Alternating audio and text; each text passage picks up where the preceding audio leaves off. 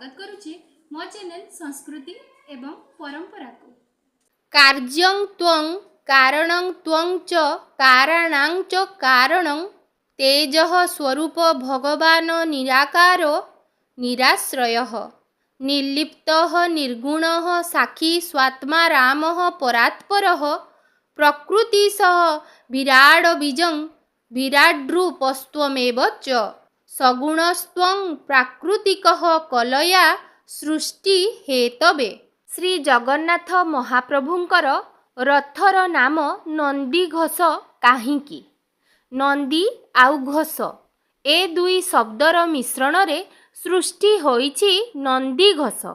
नंदी हेउछंती भगवान शिवंक बाहन एवं घोष हेउछि गर्जन। नंदींक गर्जनरु रथर नाम होईछि नंदीघोष। त्रेतया जुगर एक कथा सह नंदीघोष शब्दटी जड़ित।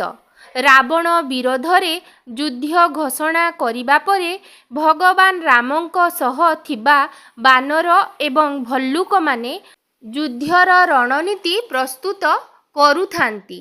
एही समयरे इंद्र देवता मध्य भगवान रामंकु सहायता करिबा पई चिंता करंती।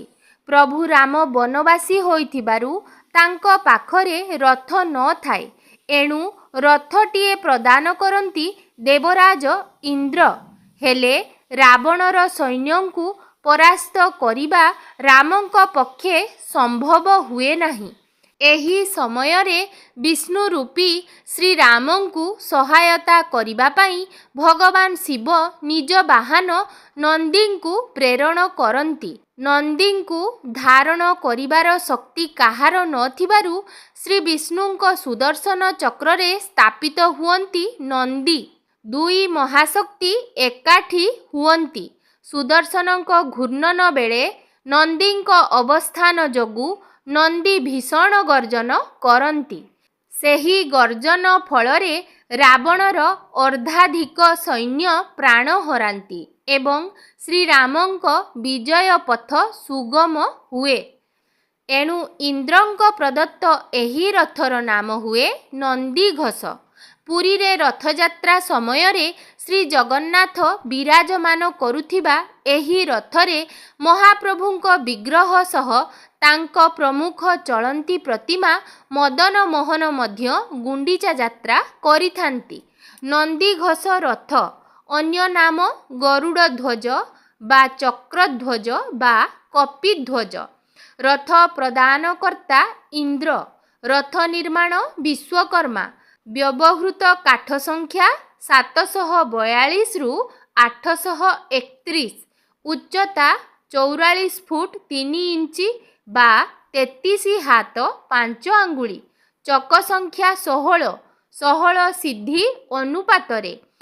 चक और 16। चक व्यास 7 फुट। आवरण पीत लोहित। अधीश्वर महाप्रभु श्री जगन्नाथ एवं श्री मदन मोहन। भद्र पीठर आकार अष्टादल पद्माकृति। आयुध चक्र एवं शंख। सारथी दारुक। रथ रक्षक गरुड़ एवं इंद्र। रथ देवता नृसिंह। रथ देवी जोगमाया।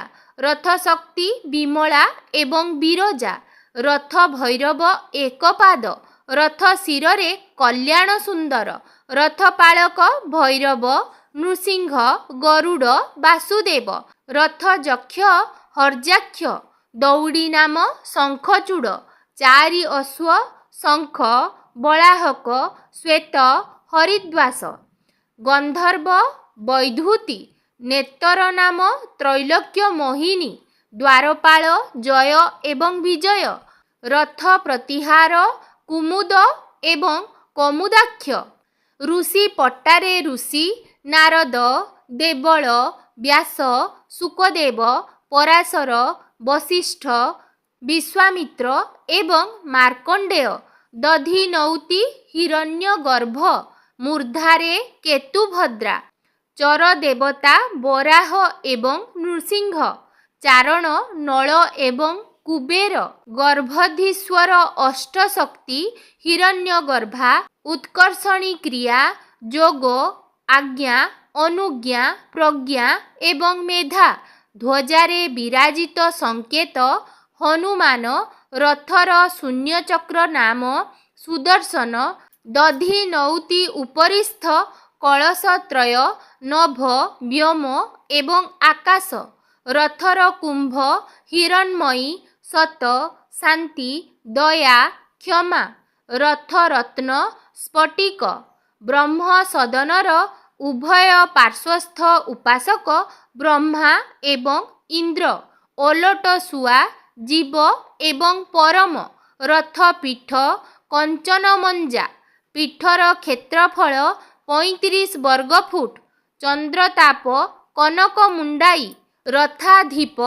ବୈନତେୟ, ରଥାସୀନ ଅପ୍ସରା, ସମ୍ମୁଖ, ଉର୍ବଶୀ ଓ ଫୁଲମୋଚି, ପୃଷ୍ଠଭାଗ କନକମଞ୍ଜରୀ ଓ କାମମଞ୍ଜରୀ, ବାମଭାଗ ପ୍ରେମମଞ୍ଜରୀ ଏବଂ ଚମ୍ପକମଞ୍ଜରୀ, ଦକ୍ଷିଣ ଭାଗ ଅନଙ୍ଗମଞ୍ଜରୀ ଓ ଭ୍ରମରମଞ୍ଜରୀ, ସମ୍ମୁଖ ଦ୍ୱାରର ଚିତ୍ର, କଳ୍ପବୃକ୍ଷର 2ଟି ପତ୍ର, ରଥ ପାର୍ଶ୍ୱ ଦେବତା, ହରିହର, ପଣ୍ଡୁ ନୃସିଂହ, ଗିରି ଗୋବର୍ଦ୍ଧନଧାରୀ, ଚିନ୍ତାମଣି କୃଷ୍ଣ, ଚତୁର୍ଭୁଜ ନାରାୟଣ, ପଞ୍ଚମୁଖୀ ହନୁମାନ, ରାବଣ ଛତ୍ରଭଙ୍ଗ, ମଧୁସୂଦନ ଏବଂ ରାମ। 16 ଚକର ନାମ ବିଷ୍ଣୁସିଦ୍ଧ, ବିଭୂତି, ଅଣିମା, ପ୍ରଜ୍ଞା, ଧୀ, ଜ୍ଞାନ, ପ୍ରେମ, ଆସକ୍ତ, ରତି, କେଳି, ସତ୍ୟ, ସୁସ୍ୱସ୍ତି, ଜାଗୃତି, ତୁରୀୟ, ଆମ ଓ ନିର୍ବାଣ। ନନ୍ଦିଘୋଷ ରଥ ଦେବଶିଳ୍ପୀ ବିଶ୍ୱକର୍ମାଙ୍କ ଦ୍ୱାରା ନିର୍ମିତ ଏବଂ ଦେବରାଜ ଇନ୍ଦ୍ରଙ୍କ ଦ୍ୱାରା ଏହି ରଥ ପ୍ରଦତ୍ତ ହୋଇଥିଲା। 16 ଚକ, 16 କଳା, ଗୁଣ, ସିଦ୍ଧି। ଏହାର ଧ୍ୱଜର ସଂକେତ ହେଉଛନ୍ତି ହନୁମାନଙ୍କ ଆସ୍ଥାନ, ତେଣୁ ଏହାର ଅନ୍ୟ ନାମ କପିଧ୍ୱଜ। ଗରୁଡ଼ ଏହି ରଥର ରକ୍ଷାକର୍ତ୍ତା। ରଥର ଦେବତା ଏବଂ ଦେବୀ ହେଉଛନ୍ତି ନୃସିଂହ ଏବଂ ଯୋଗମାୟା। କନକମଞ୍ଚା ଭଦ୍ର ପୀଠରେ ସହସ୍ରଦଳ ପଦ୍ମ ବିଶିଷ୍ଟ ବ୍ରହ୍ମ ସଦନର ଉପାସ୍ୟ ଦେବତା ହେଉଛନ୍ତି ଶ୍ରୀ ମହାପ୍ରଭୁ ଜଗନ୍ନାଥ ଏବଂ ଶ୍ରୀ ମଦନମୋହନ। ବ୍ରହ୍ମା ଏବଂ ସହସ୍ର ଚକ୍ଷୁ ଇନ୍ଦ୍ର ଦୁଇ ପାର୍ଶ୍ୱରେ ପ୍ରଣିପାତ ମୁଦ୍ରାରେ ରହିଛନ୍ତି। ଶିଳ୍ପଶାସ୍ତ୍ର ଅନୁଯାୟୀ ଗଠିତ ଏହି ରଥ ଦର୍ଶନରେ ସାୟୁଜ୍ୟ ମୁକ୍ତି ମିଳିଥାଏ। ସଶଙ୍ଖ ଚକ୍ରଂ କିରୀଟକୁଣ୍ଡଳଂ ସପୀତବସ୍ତ୍ରଂ ସରସୀରୁହେକ୍ଷଣଂ ସହାର ବକ୍ଷସ୍ଥଳ କୌସ୍ତୁଭ ଶ୍ରିୟଂ ନମାମି ଶ୍ରୀ ମହାବିଷ୍ଣୁ ଶିରସା ଚତୁର୍ଭୁଜମ୍। ତେବେ ପବିତ୍ର ଆଷାଢ଼ ଶୁକ୍ଳ ଦ୍ୱିତୀୟା ଶ୍ରୀଗୁଣ୍ଡିଚା ରଥଯାତ୍ରାର ପାବନ ଅବସରରେ ଶ୍ରୀ ଜଗନ୍ନାଥ ମହାପ୍ରଭୁ କିପରି ଭାବରେ ଦଇତାପତି ସେବକମାନଙ୍କ ଦ୍ୱାରା ପହଣ୍ଡି ବିଜେ ହୋଇ ଦିବ୍ୟ ନନ୍ଦିଘୋଷ ରଥକୁ ଆରୋହଣ କରିଥାନ୍ତି, ସେହି ଅପୂର୍ବ ମନୋହର ଦିବ୍ୟ ଦୁର୍ଲଭ ଦୃଶ୍ୟକୁ ଆମେମାନେ ମଧ୍ୟ ଆଗକୁ ଭିଡ଼ିଓ ମାଧ୍ୟମରେ ଦର୍ଶନ କରିନେବା। ଚାଲନ୍ତୁ।